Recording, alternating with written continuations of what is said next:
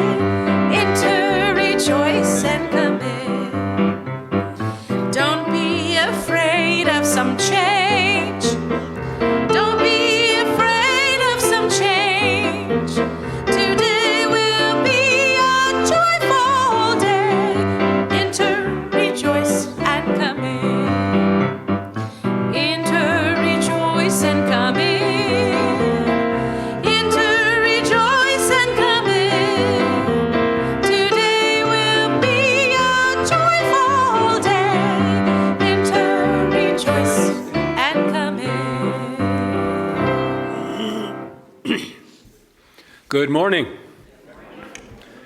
and welcome to the Unitarian Universalist Church of Spokane, where our mission is to join together to create a nourishing, liberal, religious home and to champion justice, diversity, and environmental stewardship in our wider world, or as we say in short, to create community, find meaning, and work for justice. We're glad to have you with us. Ours is a very welcoming congregation. And we appreciate your unique experiences, backgrounds, beliefs, and lifestyles. If you're one of our long-term members or have been here a short time, or if you're joining us today for the very first time, we're glad that you're with us. We also appreciate all of those who are streaming with us today. Thank you and welcome to this service today. This is a very special service today. It's a flower celebration. We thank you for participating in this celebration today. We'll share more information on how the celebration will go later on in the service. At this time, I've got a couple of announcements. First of all, I want to acknowledge that Todd Milne, today is his last day with us. Todd is moving on, and Todd has been here 8 or 9 years. He can't really remember for sure what it was, but it's 8 or 9 years. So we need to thank you very much, Todd, for all you've done with the congregation and all you do.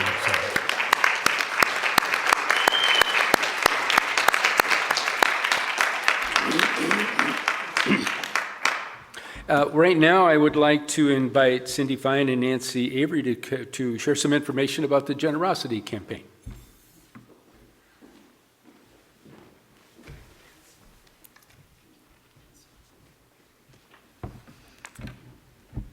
A strong community does not happen by accident.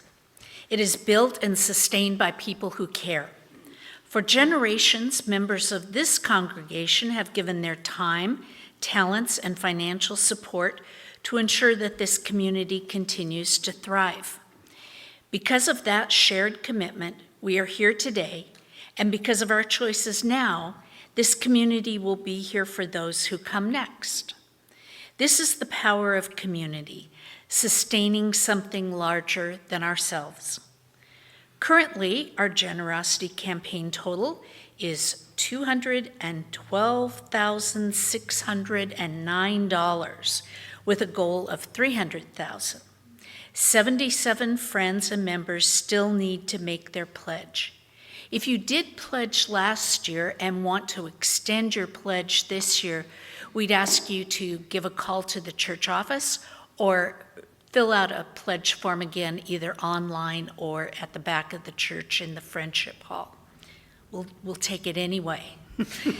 If you have not yet made your pledge, we invite you to do so. Every gift matters, and every contribution helps carry this community forward. You see in your order of service that this was supposed to be a responsive reading, but the words are so powerful that we wanted to make it a reading in unison. So if you would join us, please, in A Place of Meeting by Eileen Karpels. Out of wood and stone, out of dreams and sacrifice, the people build a home. Out of the work of their hands and hearts and minds, the people fashion a symbol and a reality.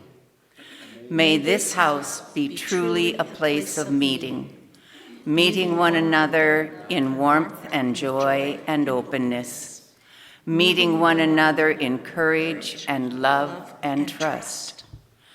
May all who enter here trust one another so surely that they dare to share the deep fires that may burst into anger as much as the sweet spring waters that swell into laughter. The slow erosion of wounded tears as much as the soaring song. May these walls know silence as 100 hearts search inwardly, each for its own small spark of hope that might otherwise be snuffed out in the noise. May these rafters hear the voice of the child as surely as that of the orator, and the sound of the lute, the clack of the typewriter, the swish of the broom, and know that all are as holy as the shout of a million stars. May the rain fall lightly on this house, the sun shine warmly, the winds blow softly, and bless it as a place of joy and peace. Thank you.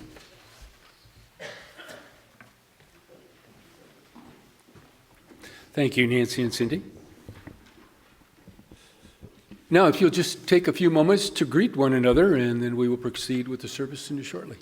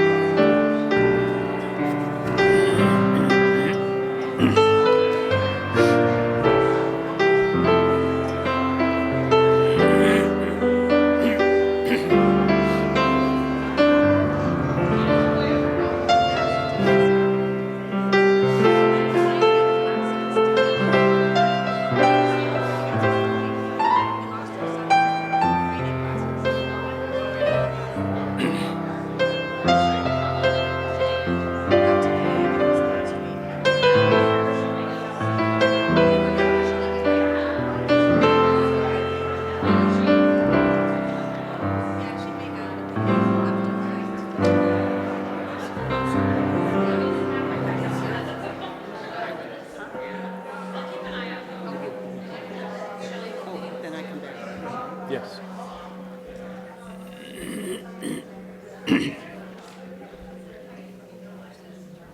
Thank you. We'll have more time to greet one another and share stories during social hour after the service, which includes great coffee, and I think there's apple pie back there today too. So we now turn from our informal greeting of one another to formally begin our service by the lighting of our chalice, the symbol of Unitarian Universalism, the symbol of our unity and solidarity, of our openness and inclusion, of our community and individual uniqueness.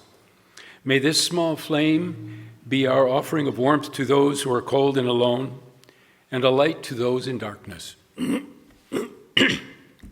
it be a flame that ignites justice in our world and a beacon of hope to those in need.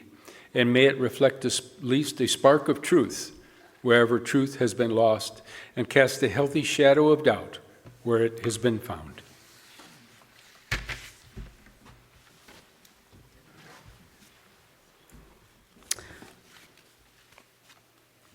Our opening reflection, I'm sorry, this is opening reflection? That's the unison to share, right? No, that's the, It's the same. okay, You can in use it. unison. So you may join me in reading this. It's in your program if you wish.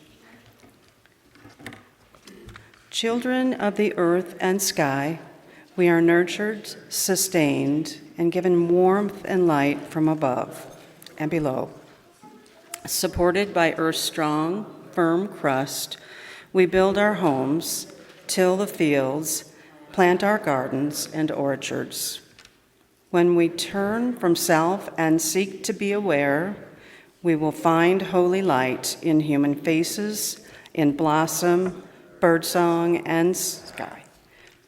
Then earth is truly our home, and we are one with all earth's creatures, parents of earth's children's yet to be.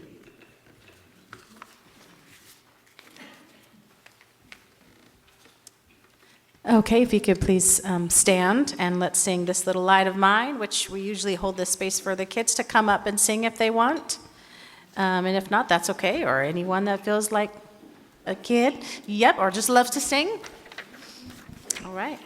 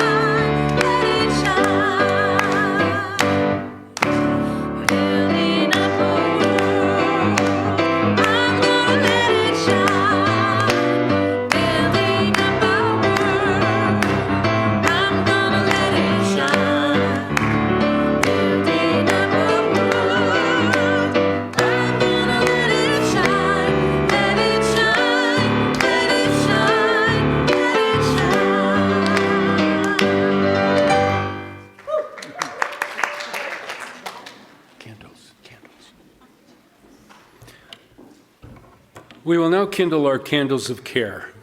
And each time as we gather as a congregation, there are always those who are with us in our minds and hearts and who we want to wrap in our love and care.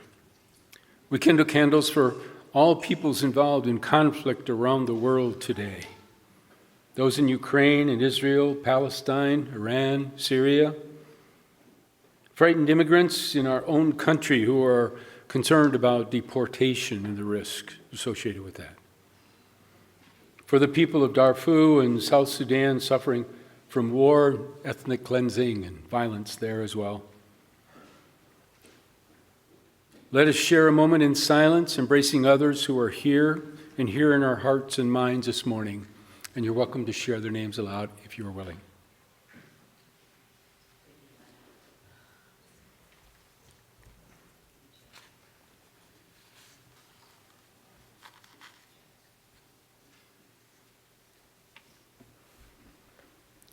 Those named aloud and those embraced in our silence and all those who are suffering elsewhere in our world at this hour, we hold in our community of compassion.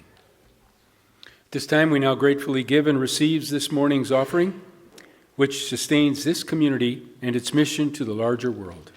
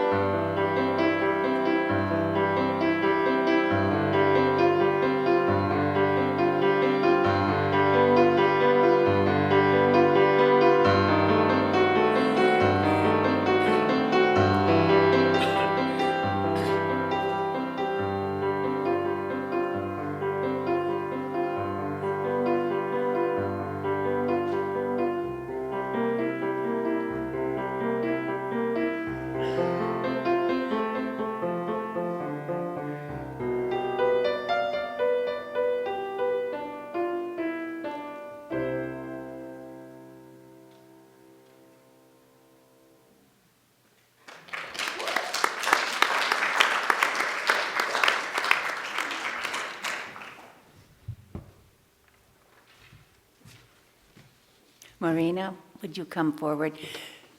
If there are children still in the audience, we'd welcome you to come forward and see the pictures for the story Miss Rumphius. This is an adaptation from that book.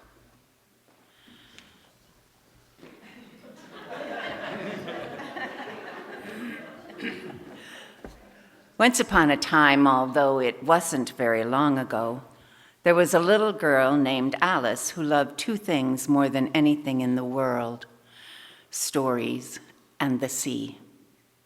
Every evening she would climb up onto her grandfather's knees, and he would tell her stories of faraway places, of mountains so tall they wore clouds like hats, of deserts where the stars were so many they looked like a sparkling quilt in the sky, of harbors full of ships with sails like great white wings catching the wind.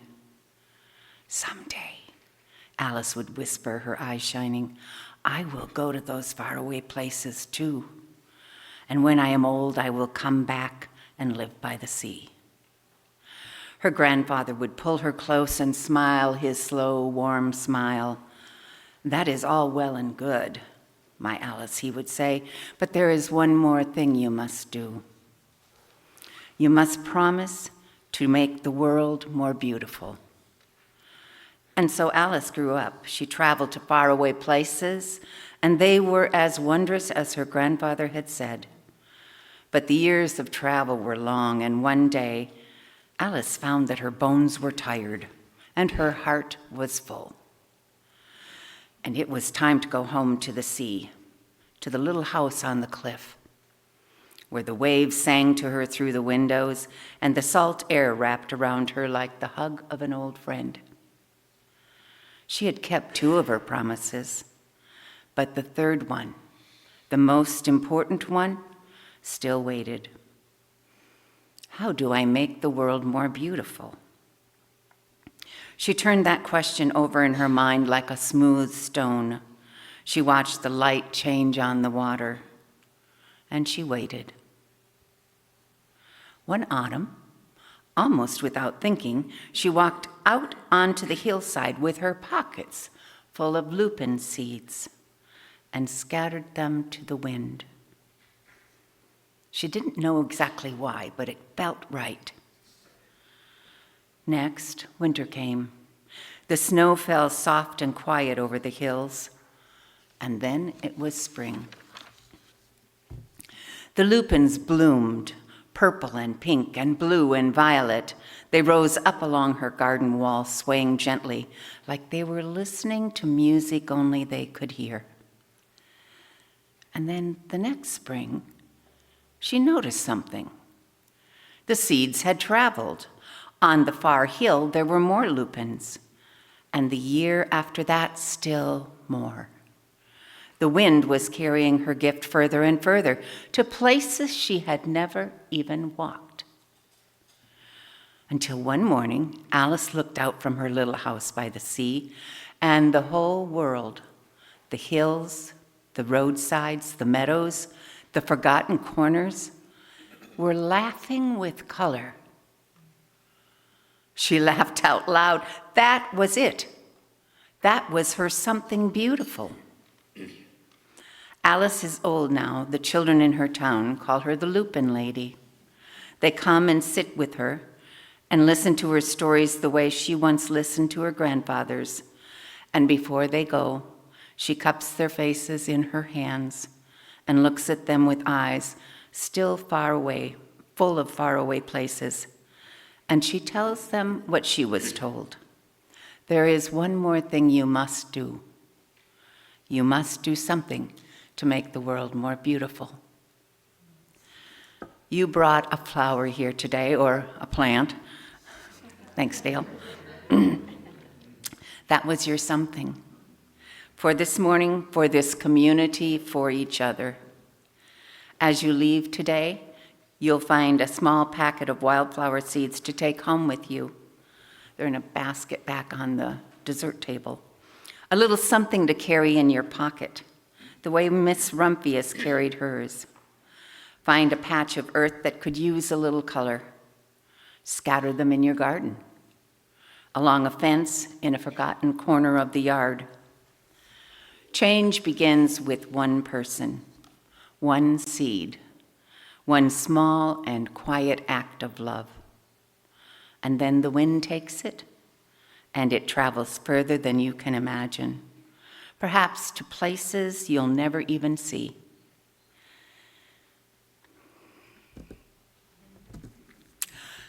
I made it this far.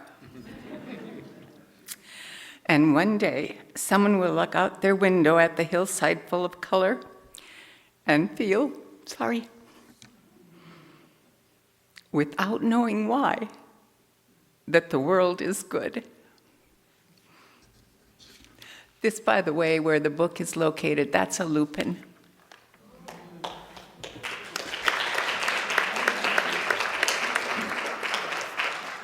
Thank you, Nancy. That was beautiful. You were brave. As we move into a time of meditation, please find a relaxed, comfortable position. Unfold your arms, uncross your legs, and plant your feet firmly on the floor. You may close your eyes if you wish.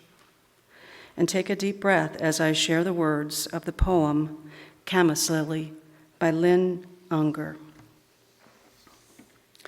Consider the lilies of the field, the blue banks of camas opening into acres of sky along the road.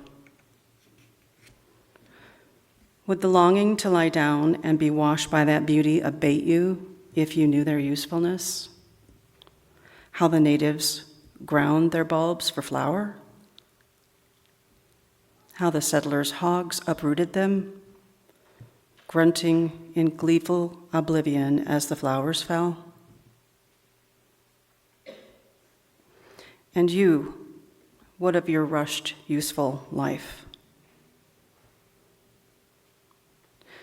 Imagine setting it all down. Papers, plans, appointments, everything. Leaving only a note. Gone to the fields to be lovely. Be back when I'm through with blooming. Even now, unneeded and uneaten, the camas lilies gaze out above the grass from their tender blue eyes. Even in sleep, your life will shine. Make no mistake, of course your work will always matter. Yet Solomon, in all his glory, was not arrayed like one of these.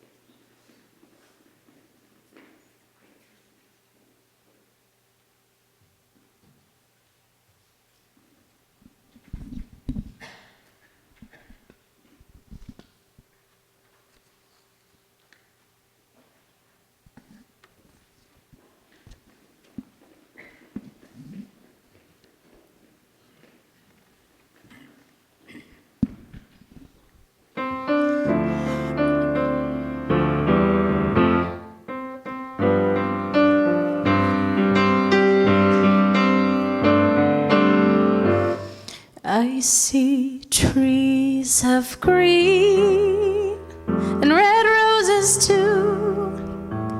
I see them bloom for me. and I think to myself, what a wonderful world. I see skies of blue and clouds of white, the bright blessed day, the dark sacred night, and I think to myself, what a wonderful world.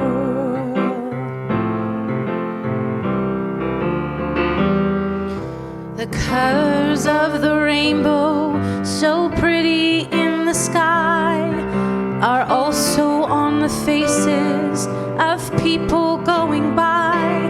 I see friends shaking hands, saying, how do you do? They're really saying, I love you. I hear babies cry, and I watch them grow.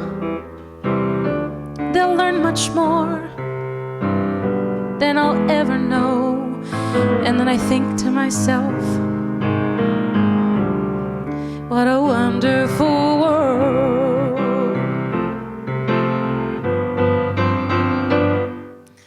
Somewhere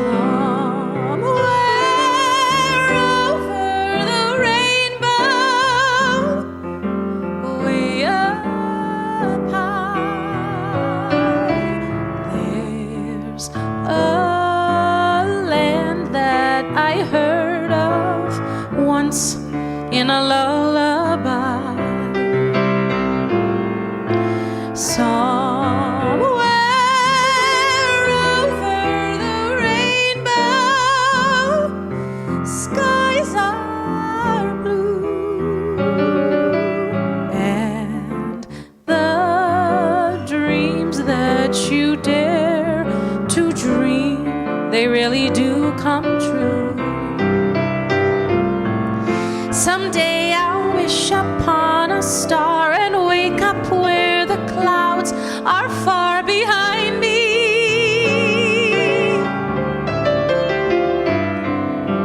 Where troubles melt like lemon drops away above the chimney tops. That's where you'll find me. Somewhere over the rainbow, bluebirds fly. Birds fly over the rainbow. Why, then why can't I? The colors of the rainbow, so pretty in the sky, are also on the faces of people going by. I see friends shaking hands, saying, how do you do? Well, they're really saying, I love you. I hear babies cry, and I watch them grow. They'll learn much more than I'll ever know. And I think to myself,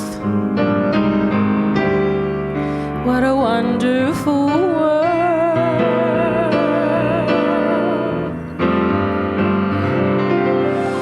If happy little bluebirds fly beyond the rainbow, why can't I?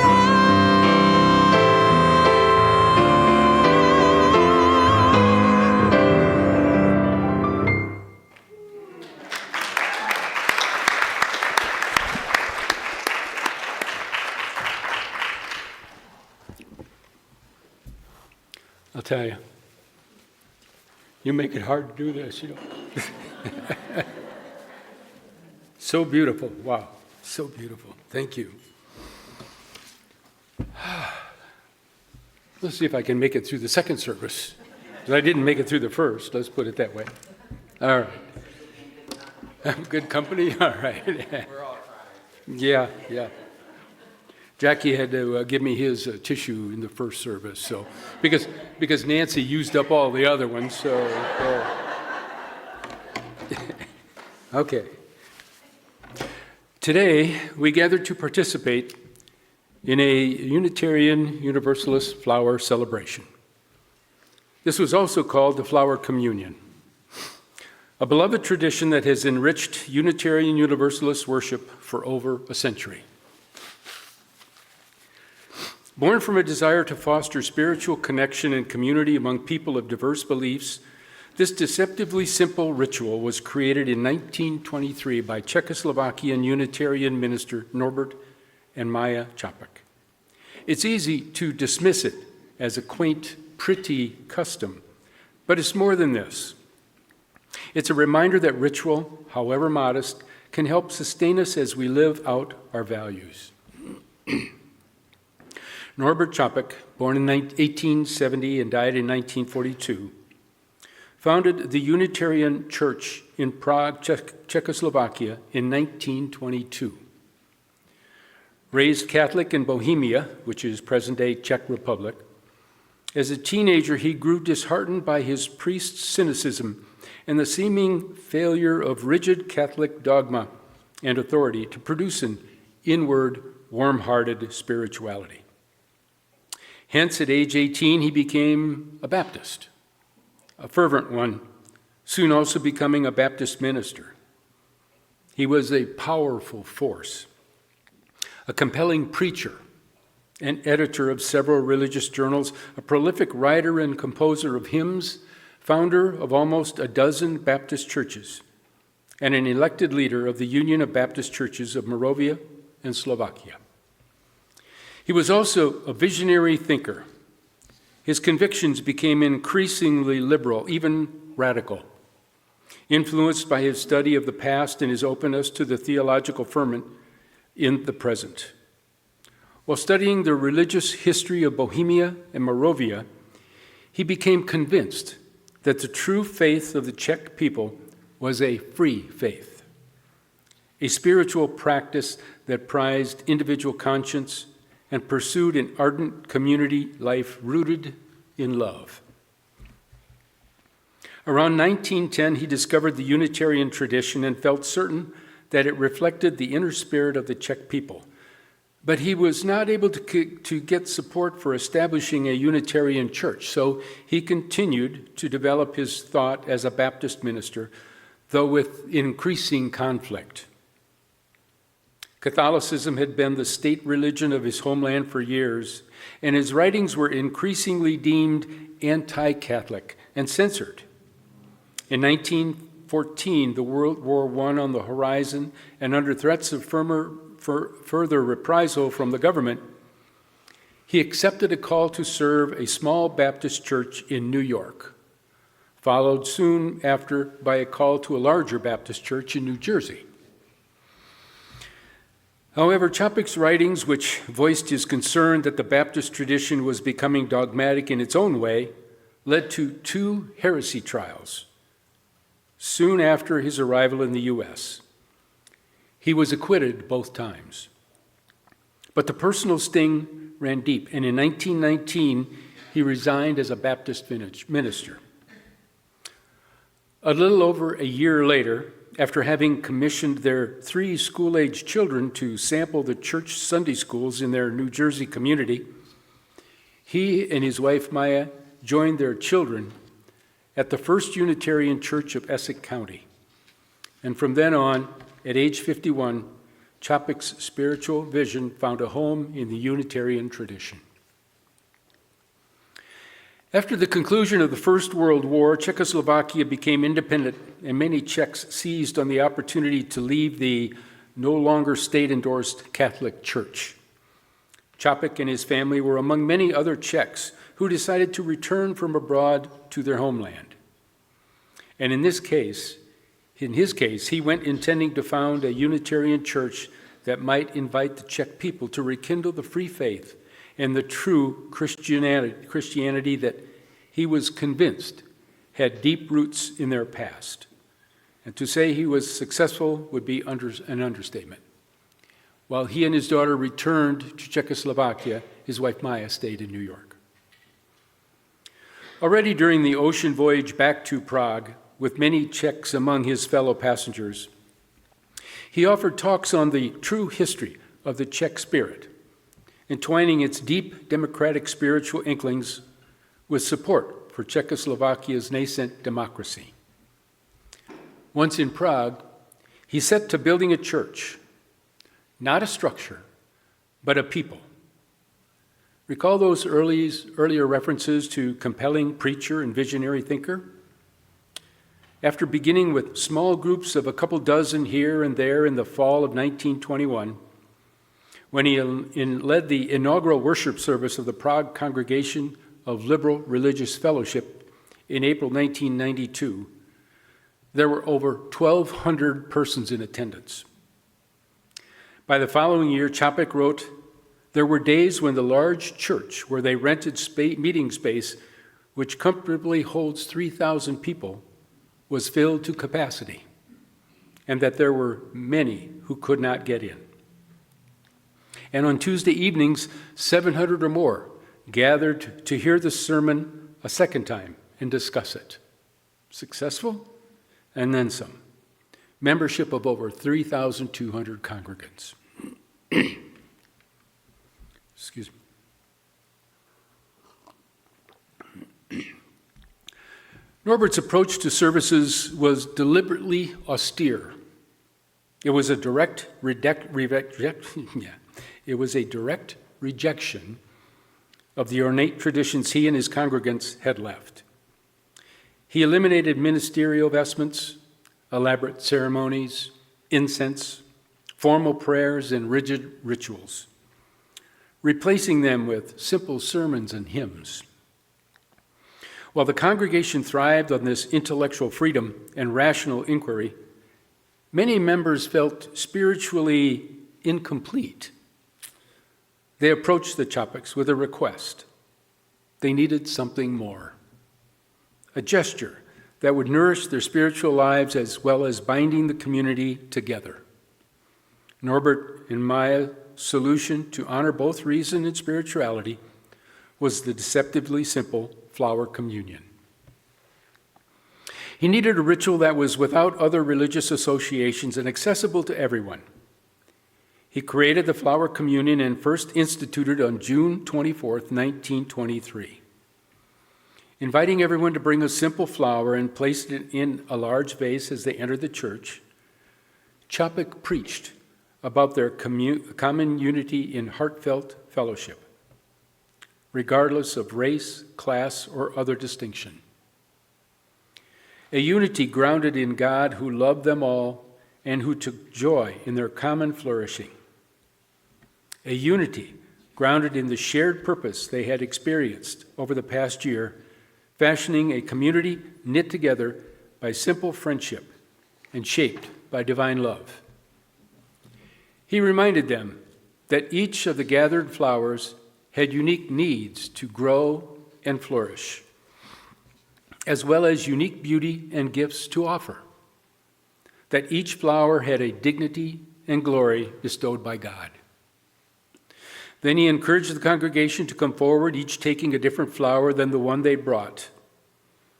These were to be taken home, and in doing so, he asked them to imagine themselves carrying home and caring for the needs of one another, noticing and celebrating the beauty of one another, and regarding with awe that God-given glory of their fellow congregants. A simple ritual, almost cute, except when practiced against the backdrop of rebirthing the spirituality of the Czech people and amid the shared experience of fashioning a community through the practice of friendship and love.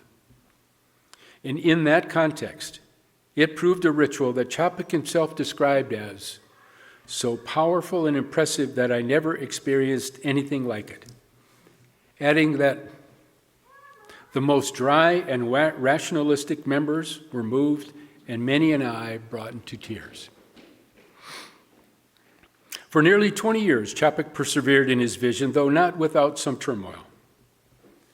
There was friction at times with the more conservative and perhaps envious Catholic and Protestant churches, as well as occasional episodes of infighting within the congregation amid bouts of financial desperation.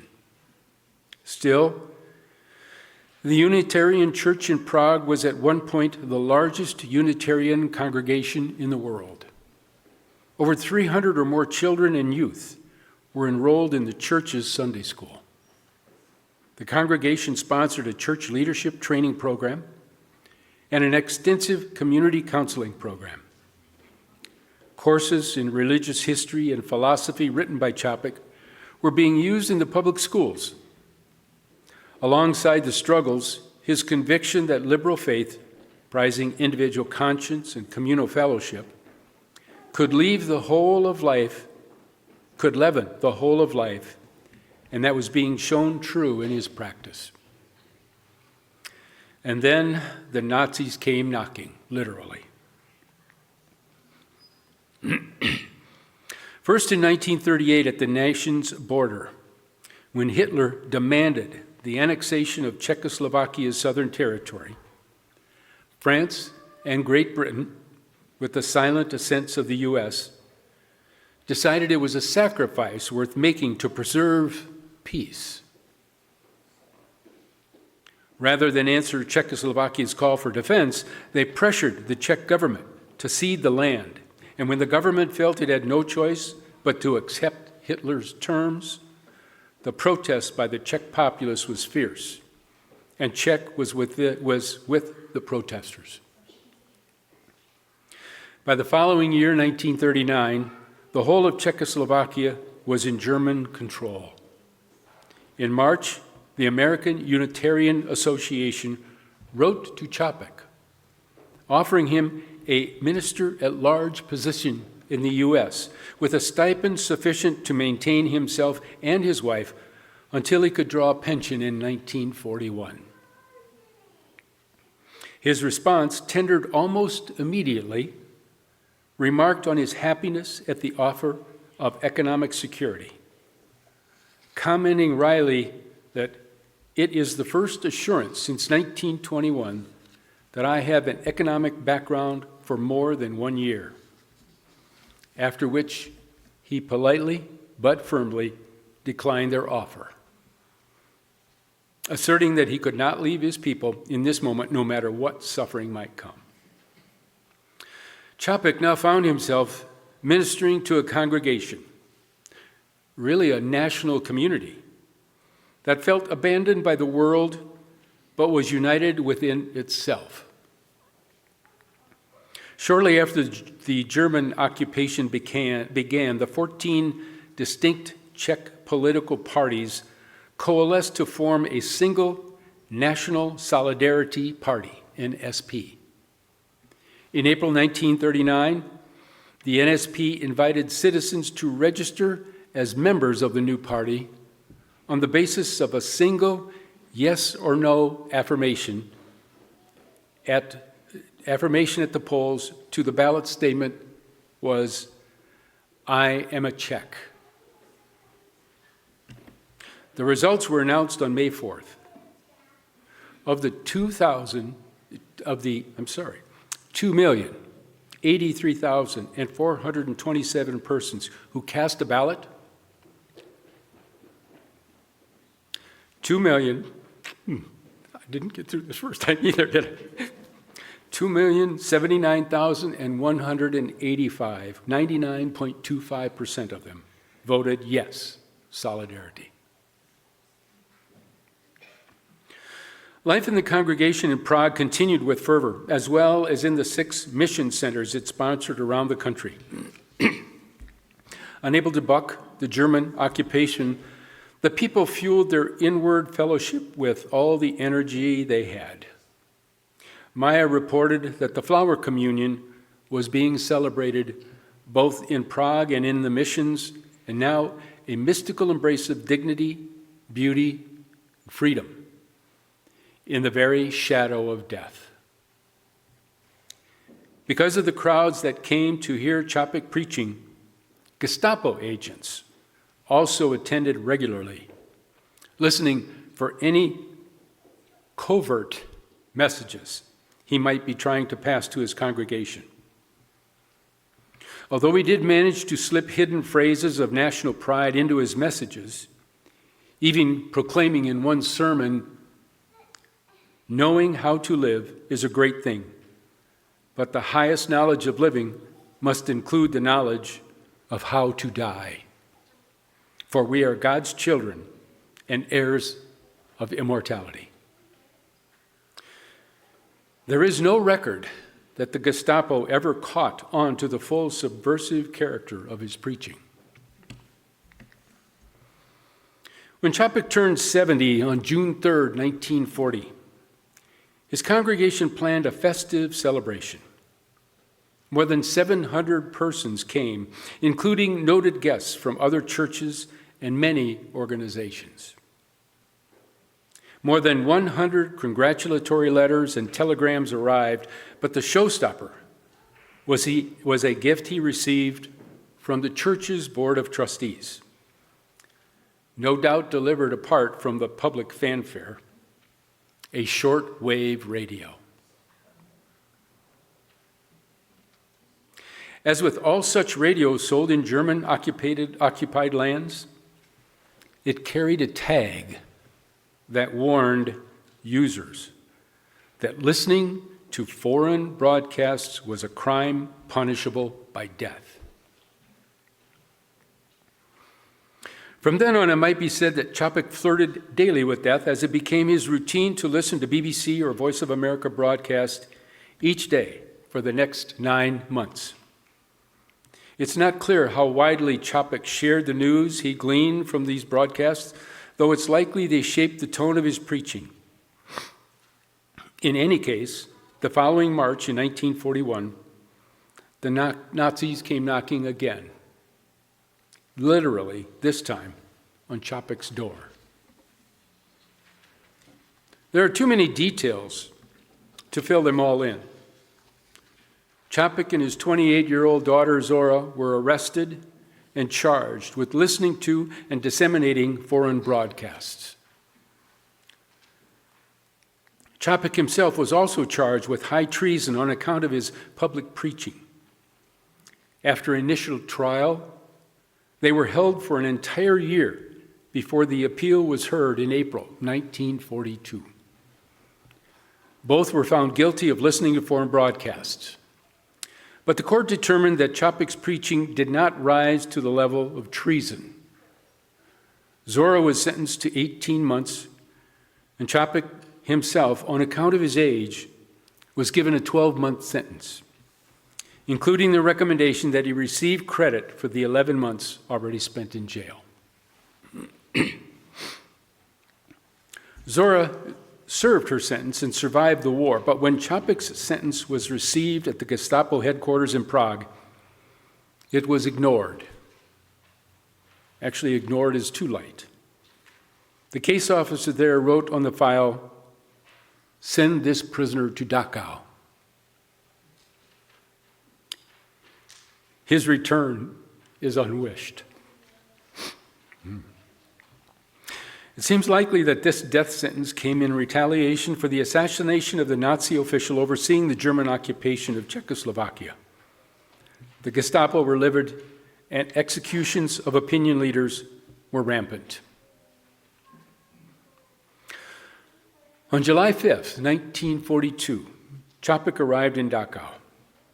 He remained there for a little over 3 months, put to hard labor. The only eyewitness report from Dachau, a letter written to Maja soon after the war ended, came from a Catholic priest who had been with Čapek in Dachau. He described their living conditions as brutal. There was such terrible hunger that we were driven to digging for earthworms and eating them. Then he recounted Čapek with awe, an encouragement to others at all times, sharing his meager rations, bringing a great number of others to God there in the camp, a man whose countenance carried in it a higher power.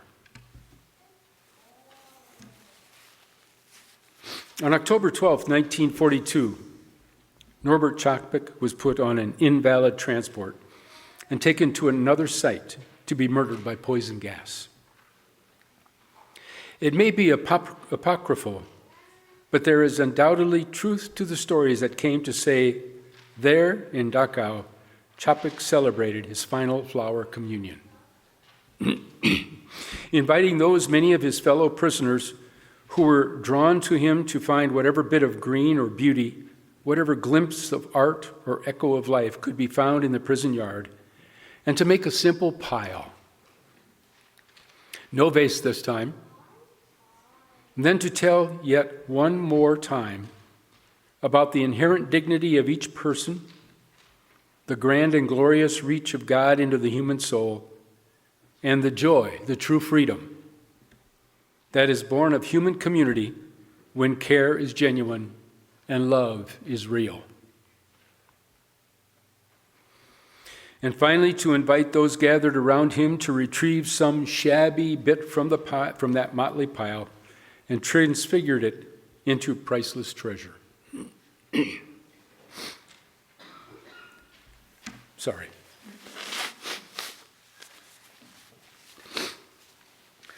Today we have access to many of the undelivered letters written between Norbert and Maja while he was in Dachau. Poems he wrote while imprisoned and statements from his fellow prisoners who survived the camps. These documents reveal the depth of his faith and his unwavering belief in the power of beauty and community to nourish and sustain us.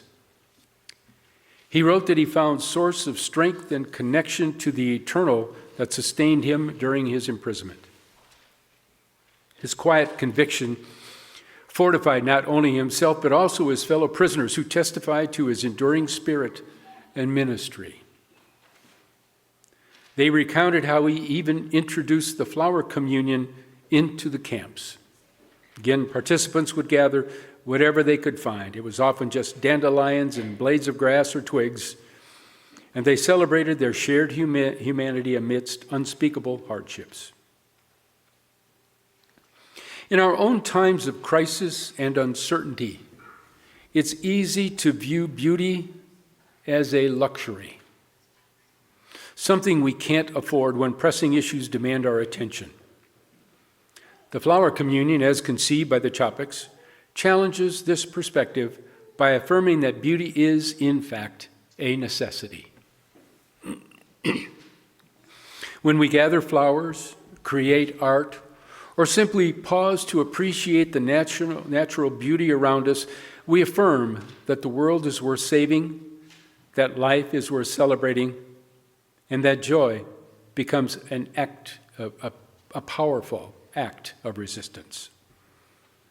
As Unitarian Universalists, we are often called to do long-term, often unseen and unrecognized work.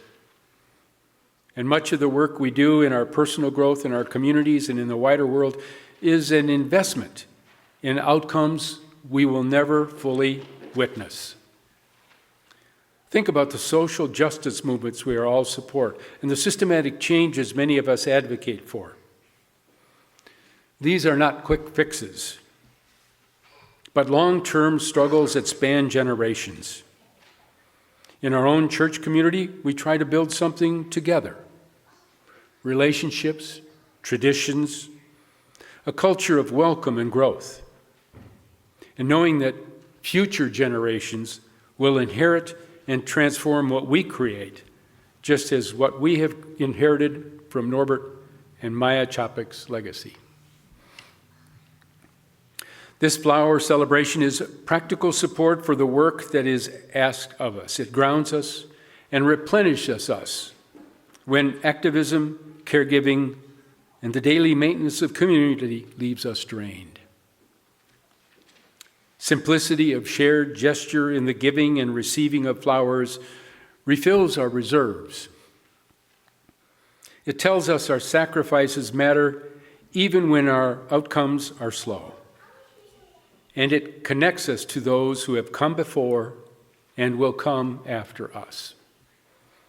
The ritual reminds you that you are part of something larger than yourself, something that transcends your individual lifetime. The flower you receive from someone else is a tangible reminder that your work matters because you do not do it alone. If you want, just sort of think of this flower celebration as a sort of a spiritual gas station. We stop, we refuel on beauty and mutual support and recognition. And we go back into the work and our world with just a little bit more capacity.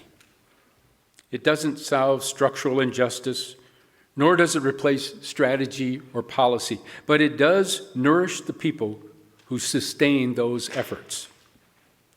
By renewing our sense of belonging and purpose, the ritual helps us carry forward the patient, unglamorous labor that can often change hearts, institutions, and sometimes generations. Today, as you receive a different flower than the one you brought, receive it as a gift from this community.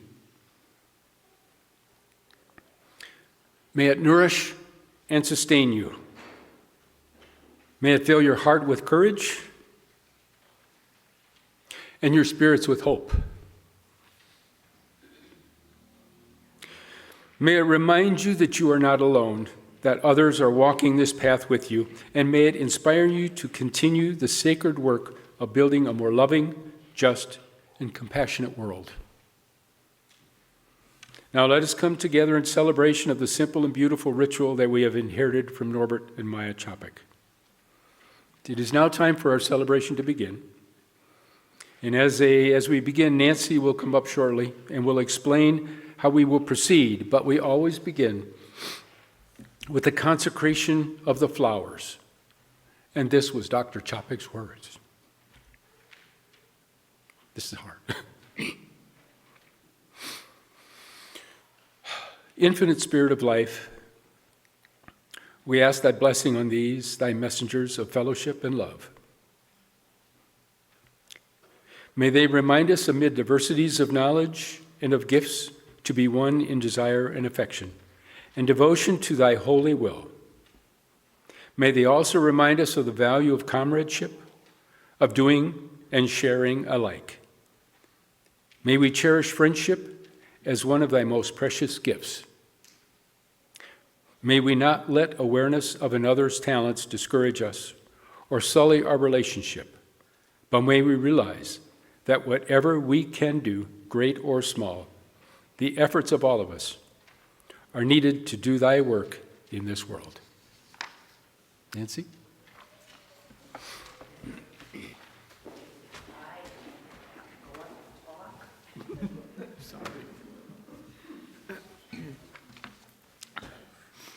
I think we all needed this. What we would like to do while Jackie plays is have the folks on these two sections of the church line up in that middle aisle over there, and these two sections line up there in that aisle, and then return to your seat via the middle aisle. So I'm going to have Dale and Lynn show you how to do it. Whether you brought a flower or not, all are welcome at this table. And may we begin.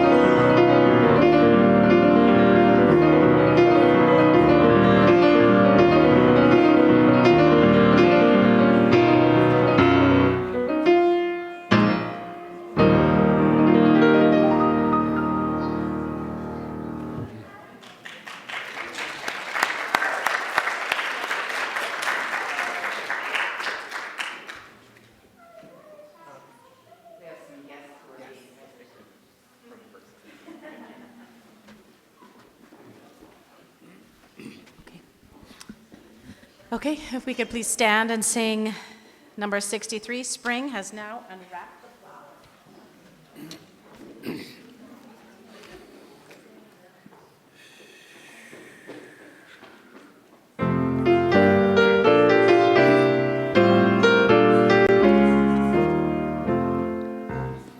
Spring has now unwrapped the flowers, days past reviving, life in all our growing boughs, light is shining, on the orange touch of gold, winter time and frost time, seedlings working through the mold, now make up for lost time. Earth and winter long slumbered at their leisure, now be stirring green and strong, finding growth and pleasure. All the world with beauty feels, gold the green enhancing, flowers make glee among the hills, set the meadows dancing.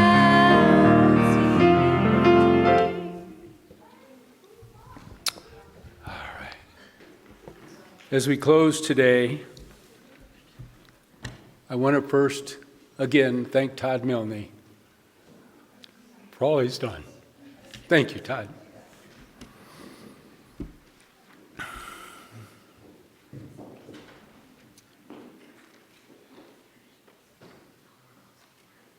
As we close, I want to share these words from John Denver's Rhymes and Reasons. We believe it is here we must begin to seek the wisdom of children and the graceful way of flowers in the wind. For the children and the flowers are my sisters and my brothers. Their laughter and their loveliness could clear a cloudy day. Like music of the mountains and the colors of the rainbow, they are a promise of the future and a blessing for today. And the song that I'm singing is a prayer to non-believers. Come and stand beside us. We can find a better way. Amen. Blessed be. Salam alaikum and shalom.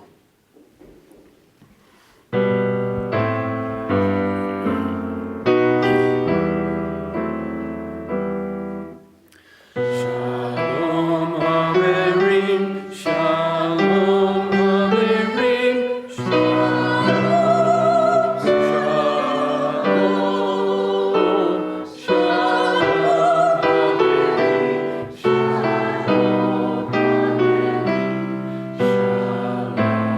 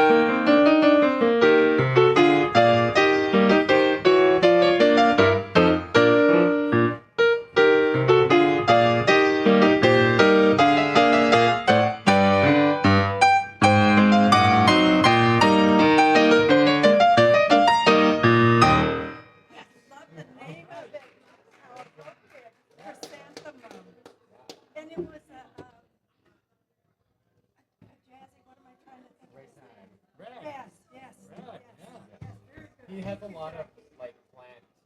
Really? He has maple leaf.